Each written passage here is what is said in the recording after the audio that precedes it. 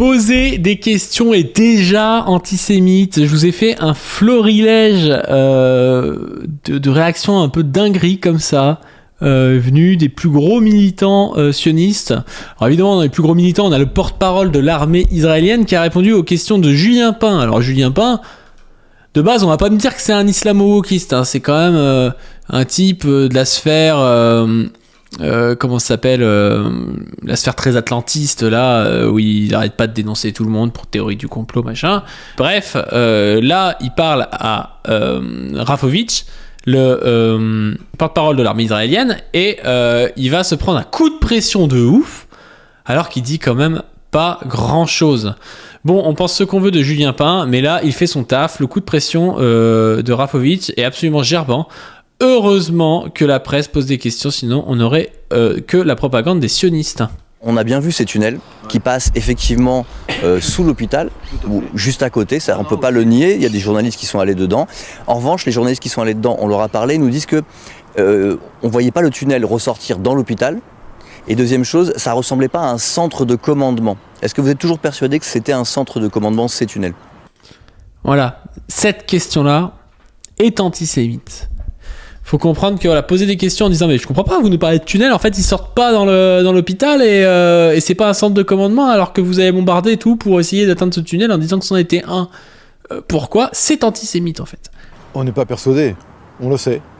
Et qu'est-ce qui vous fait dire ça ? Je vous dis, il y a deux choses. D'abord, on était présents, on l'a vu, et puis on a des centaines de terroristes du Hamas, des Nourba qui sont chez nous, et qui parlent, et qui donnent le renseignement le plus précis, et on a tout. Votre question nous dérange.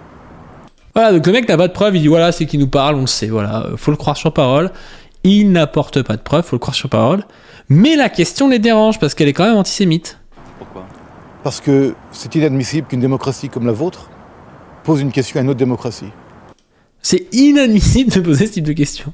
Poser au Hamas, poser aux salafistes qui tuent et qui attaquent les démocraties, ce qu'ils font eux. Cette remise en doute et cette remise en question est extrêmement étrange, voire nauséabonde. Non mais c'est lunaire, on croirait un sketch de Malik Bentala. Le gars, tu lui demandes, mais tu poses une question, oui, il y avait vraiment des gars du Hamas, il répond cette question est très gênante, vous n'avez pas posé cette question, nous luttons contre le Hamas, et puis voilà, la question est nauséabonde quoi. Ben, en fait, évidemment que le Hamas ment sur beaucoup de choses, ça c'est une évidence, et comme on est entre démocraties, on se pose des questions de démocratie, ce qui me semble normal. On a besoin de savoir si effectivement le Hamas se servait de l'hôpital comme d'un bouclier humain. Donc c'est un travail normal de journaliste, je pense, vous êtes d'accord avec moi ? Non, c'est un travail de quelqu'un qui essaye de détruire la parole de l'autre. J'aime bien parce que Julien Pain, il arrive avec son biais un peu habituel pro-atlantiste et tout, il essaie juste de poser des questions et de faire son truc et il se fait démonter et tout par un gars qui met coup de pression sur coup de pression. Voilà, c'est antisémite. C'est pas un travail de journaliste. Et ce que vous faites aujourd'hui avec cette question du Hamas à Gaza est une question qui est biaisée dès le départ. Israël est en guerre contre le Hamas. Je rappelle que le Hamas a attaqué Israël. Et de poser des questions sur même de savoir combien de morts, qui a tué, qui a tiré, où sont les tunnels, c'est quelque chose qui remet en doute. Mais combien il y a de morts ? Genre, on peut pas poser combien il y a de morts. S'il y a 20 000 morts, 8 000 enfants, on n'a pas le droit de le savoir, en fait, sinon on est déjà antisémite. Enfin, c'est délirant. Hein. Il y a quelqu'un dans le chat qui dit ce mec-là, l'avoir engagé, c'est le meilleur contre leur camp. Mais ouais, mais c'est un contre son camp permanent, le gars, il est ouf, hein.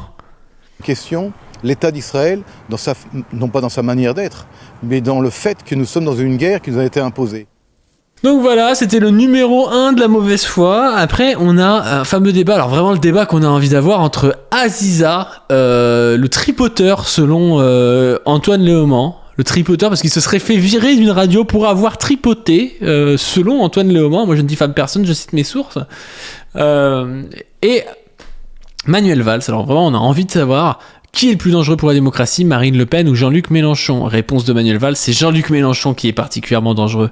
Mélenchon est sorti non seulement de l'arc républicain, mais de l'espace de l'humanité.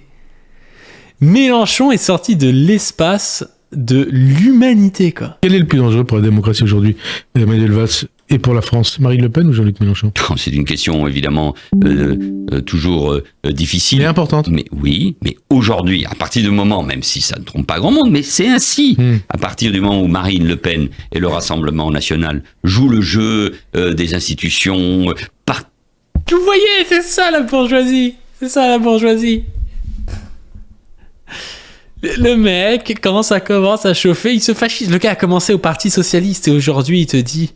Ouais, un ancien gars qui était dans des congrès du Parti Socialiste, avec qui, bon, j'avais des désaccords, mais on pourrait se dire, il va appeler à voter Mélenchon, c'était un mec de son parti, bon, il est peut-être un peu plus à gauche que lui.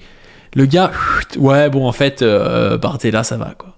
C'est une putain de dinguerie, quoi. C'est une dinguerie. participe à la manifestation contre l'antisémitisme. Je crois que ça peut être... À partir du moment où il participe à la manifestation contre l'antisémitisme, genre ça change quelque chose, quoi. C'est suffisamment analysé ce que ça veut dire. Et donc, dans l'histoire de notre pays, ceux qui viennent de l'extrême droite française participent à une manifestation contre l'antisémitisme et une partie de la gauche n'y va pas. Enfin, donc ça veut dire qu'alors le plus dangereux c'est qui? Eh ben, c'est Une partie de la gauche n'y va pas et quel est le plus dangereux? Jean-Luc Mélenchon. Jean-Luc Mélenchon. C'est Jean-Luc Mélenchon. C'est Jean-Luc Mélenchon le plus dangereux entre Marine Le Pen et Jean-Luc Mélenchon. Les mecs, c'est des serpillères fascistes. Quelle horreur. Quelle horreur. Ils sont prêts à bouffer à tous les râteliers et tout. Particulièrement dangereux. C'est là, faut le mettre devant la tête de tous les gars qui ont critiqué la gauche en critiquant le PS, à raison, et qui sont tombés dans l'extrême droite. C'est les mecs. Pourquoi est-ce que ces gars que vous détestez, les Manuel Valls, tout le centre et tout, insupportable, pourquoi aujourd'hui ils vous soutiennent, vous? Faut leur mettre devant leur contradiction, hein. Les gars d'extrême droite et tout, qui ont critiqué Valls et qui ont dit la gauche chez Valls. Pourquoi est-ce qu'aujourd'hui Valls il est pour vous alors? Parce que quand on crie sa haine... Donc plus dangereux que Marine Le Pen, d'accord. Quand on crie sa haine de la police, quand on soutient les émeutiers qui, eux, crient leur haine à l'égard de la France et de nos institutions, quand on se... Non mais le mec est censé être de gauche, il est en sueur parce que Jean-Luc Mélenchon soutient des émeutiers face à la police, quoi. Enfin, au bout d'un moment, le mec, il a jamais milité dans un parti de gauche, c'est pas possible, quoi. Enfin, refuse à dire que le Hamas est une organisation terroriste. Tatiana Ventose égale Manuel Valls, ouais, c'est exactement ça. C'est exactement ça. Tatiana Ventose, elle pense comme Manuel Valls. Quand on tient des propos antisémites, antisionistes, anti-Israël, quand on provoque ce déferlement de haine dans notre pays, quand on met une cible dans le dos d'une journaliste, Ruth El-Krief, alors oui, c'est particulièrement dangereux. C'est même très dangereux. Une cible, mais vous avez vu, enfin, le nombre de gars qui veulent tuer Mélenchon et tout, et c'est Ruth El-Krief qu'on plaint, quoi. Moi, je veux bien que Ruth El-Krief, elle ait pas aimé ce tweet, mais ça va, c'est du débat démocratique, c'est pas une cible. C'est pour ça que, encore une fois, je considère qu'il faut un cordon sanitaire, qu'il faut sortir Jean-Luc Mélenchon de l'art républicain, parce qu'il est sorti non seulement de l'arc républicain, mais ce que je pourrais appeler, d'une certaine manière, de l'espace de l'humanité. Antisémitisme. Il est sorti de l'espace de l'humanité. Non mais... Et voilà, l'arc républicain se retourne contre la France insoumise. Et ça, on l'avait vu avec Lordon, il parlait de ça il y a 3-4 ans, je crois. Et il disait, voilà, l'arc républicain peut se retourner, en fait, contre la France insoumise. Il y avait Stefano Palombarini aussi qui parlait de ça. Est-ce que par ses déclarations, par son positionnement, par sa stratégie, Mélenchon et les filles peuvent armer les tueurs antisémites? Non mais alors lui, il se régale, il va de plus en plus loin. Est-ce que parce que par son idéologie, la LFI peut armer les tueurs antisémites? Mais non mais vous êtes cinglés, hein. Je fais toujours attention aux mots que l'on peut prononcer, mais en tout état de cause, il désinhibe. Il crée les conditions de passage à l'acte. C'est pour ça que c'est particulièrement dangereux. Il a fait 22%. Il a 70 ou 80 députés à l'Assemblée nationale. Des millions d'électeurs lui ont fait confiance. C'est une voix, il est suivi par des millions de personnes. Et donc, il aurait une responsabilité dans quoi? Mais dans des passages à l'acte antisémites, mais... en plus de ça, moi je pense que Manuel Valls, avec la manière dont il a géré l'affaire Dieudonné, Soral et tout, a participé à faire monter l'antisémitisme, mais d'une manière délirante, hein. Il a extrêmement mal géré ça, il a fait une énorme pub d'ailleurs à l'époque du coup pour Dieudonné, il a fait monter l'antisémitisme. Sur son compte X. Donc, cela a une influence. Ça n'est pas un marginal. Il y a une extrême gauche et une extrême droite très très dangereuses dans notre pays. Mais lui, il a une influence, donc il porte une responsabilité très lourde. Et dernièrement, on a Christian Estrosi aussi, donc très sioniste, maire de Nice, qui nous explique, vous-même, médias, vous passez des images où on voit des mamans qui pleurent en Palestine avec un bébé en plastique en faisant croire que c'est un bébé mort. Mais le mec, un délire complotiste, quoi. Donc ça à foutre les Palestiniens alors qu'il y a 20 000 morts d'avoir des bébés en plastique pour faire croire que c'est des bébés morts. Les propos immondes du maire Christian Estrosi sur les mères palestiniennes qui ont perdu leur enfant tué par l'armée d'occupation israélienne. Pour rappel, en seulement 2 mois, plus de 7000 enfants palestiniens ont été tués par bombe de l'armée de l'occupation. Nous sommes dans une guerre d'images où d'un côté, et vous-même médias, vous passez des images où on voit des mamans qui pleurent avec un bébé en plastique, faisant croire que c'est un bébé mort. Oui, mais il y a aussi des vrais enfants. Mais c'est quoi ces sources en fait? C'est ça qu'on veut. Ils ont engueulé David Guiraud, à la limite pourquoi pas en demandant des sources. Lui, il dit n'importe quoi, personne le coupe. Qu'est-ce que c'est que cette histoire de bébé en plastique? Il y a aussi des vrais enfants qui meurent, vous êtes bien d'accord? Nous devons regretter les victimes civiles qui Nous devons regretter. Voilà, il sait des éléments de langage, il n'arrive pas à dire qu'il y a des qu'il y a des enfants qui meurent. Toutes sont des victimes civiles qui sont victimes du Hamas, il faut le rappeler. Voilà, tous les morts sont les morts du Hamas, évidemment. Maman qui pleure avec un bébé en plastique.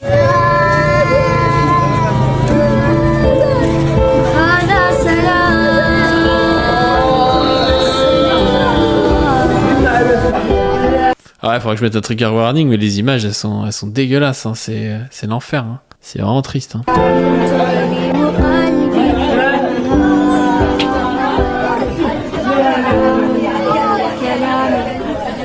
Les mecs, ils bombardent des enfants, et après, ils se disent, c'est les morts du Hamas, quoi.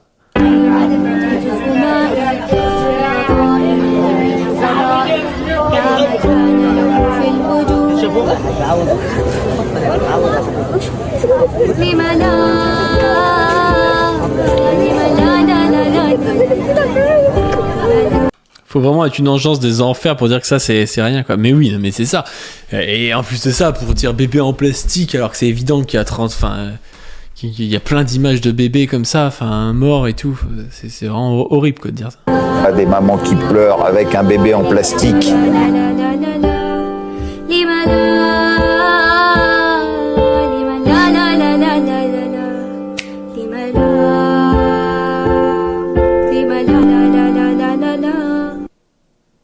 Des mamans qui pleurent avec un bébé en plastique. Non mais putain. Ouais, c'est le... Je sais pas s'il faut rire ou pleurer, quoi. Je sais pas s'il faut rire ou pleurer. Bon, comme d'habitude, même si c'est pas très noble de dire ça juste après ça, mais il faut aider la chaîne pour qu'on puisse continuer tout ça et qu'on puisse l'an prochain, en 2024, faire des super interviews. Allez, je vous dis à plus.